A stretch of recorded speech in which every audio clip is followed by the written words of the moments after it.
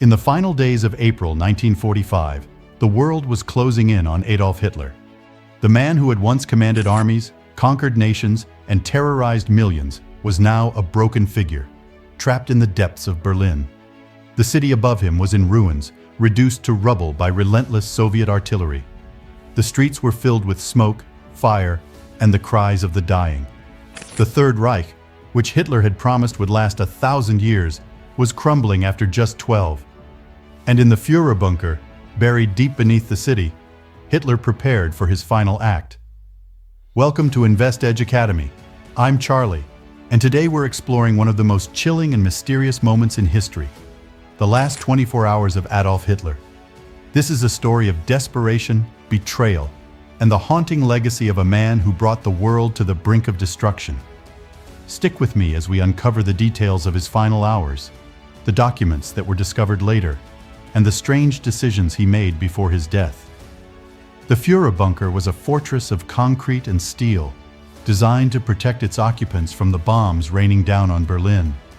But by April 1945, it had become a tomb. The bunker was dark, damp, and suffocating, with stale air and the constant sound of explosions above.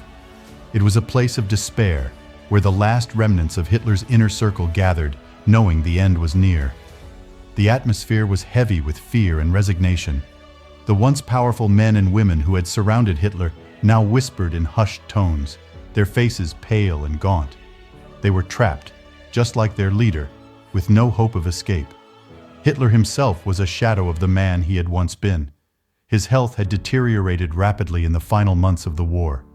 His hands trembled uncontrollably, his posture was stooped, and his face was pale and gaunt.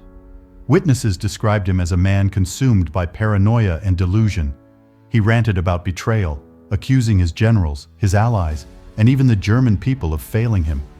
He spoke of imaginary armies that would come to his rescue, of counterattacks that would turn the tide of the war.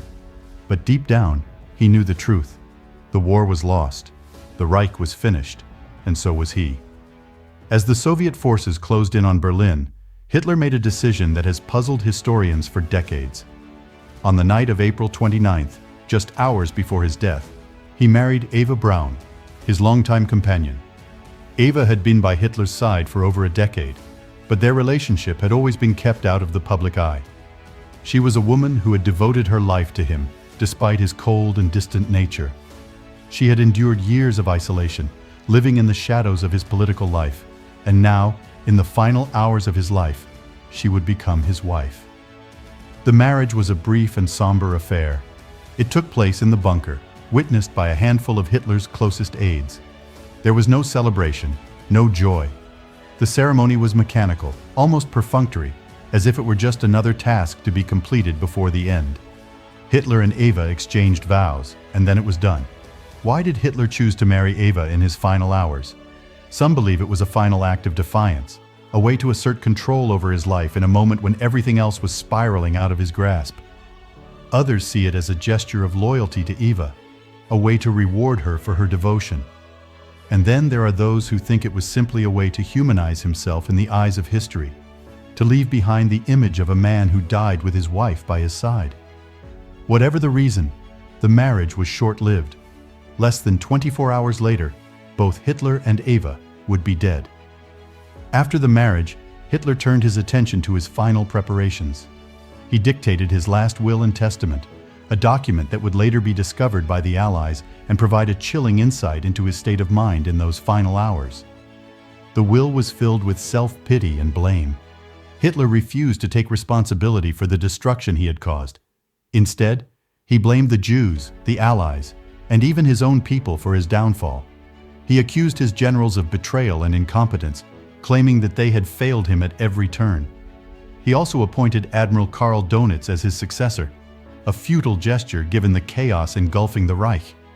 The document was signed and witnessed by his closest aides, who could barely hide their despair. Meanwhile, Eva Braun wrote her own farewell letter. In it, she expressed her unwavering loyalty to Hitler, declaring that she would rather die by his side than live without him. It was a chilling testament to the power Hitler held over those around him, even in his final moments. Eva had spent years in the background, a silent observer of the horrors Hitler unleashed upon the world. And yet, she remained devoted to him until the very end. As the hours ticked by, the bunker descended into an eerie silence. The once bustling command center was now a place of waiting, as those inside prepared for the inevitable. Some, like Joseph Goebbels, remained fanatically loyal to Hitler, vowing to die with him. Others, like Albert Speer, later claimed to have tried to stop him, though their accounts remain shrouded in controversy. The tension in the bunker was palpable. Everyone knew what was coming, but no one dared to speak of it. On the morning of April 30th, Hitler shared a final meal with Eva. Witnesses later described him as calm, almost serene, as if he had finally accepted his fate. But beneath the surface, the tension was unbearable. Hitler had made it clear that he would not be captured alive. He had seen what had happened to Mussolini, whose body had been mutilated and displayed by an angry mob. He was determined to avoid the same fate. He would die on his own terms, and he would take Eva with him. At around 3:30 p.m., Hitler and Eva retreated to his private quarters. They said their final goodbyes to those in the bunker, and then the door was locked behind them. Moments later, a gunshot echoed through the bunker. When his aides entered the room, they found Hitler slumped on a sofa, a pistol in his hand, a bullet wound in his temple. Eva lay beside him, lifeless, having ingested cyanide. The man who had terrorized the world for over a decade was dead. But even in death, Hitler's paranoia persisted. His body was carried to the garden above the bunker, doused in petrol, and set alight. The flames consumed his remains, leaving behind only ashes. It was a desperate attempt to prevent his body from falling into Soviet hands, a final act of control in a life defined by it. When the Soviets finally captured the bunker, they found a scene of chaos and despair. Documents, personal belongings, and the remnants of Hitler's inner circle were scattered throughout the underground complex. Among the most significant discoveries were Hitler's last will and testament, Eva Braun's farewell letter, and a treasure trove of other documents that provided a chilling insight into the final days of the Third Reich. These documents revealed the extent of Hitler's paranoia, his delusions, and his refusal to accept reality. They also shed light on the bunker's inhabitants, a group of men and women who had chosen to follow their leader into the abyss. Some, like Goebbels, remained fanatically loyal to the end, even poisoning his own children before taking his own life. Others tried to escape, hoping to avoid the wrath of the Allies. But for most, there was no escape. The bunker was their tomb. The last 24 hours of Adolf Hitler are a haunting reminder of the destructive power of fanaticism, hatred, and delusion. They mark the end of one of history's darkest chapters, a moment when the world finally began to emerge from the shadow of the Third Reich.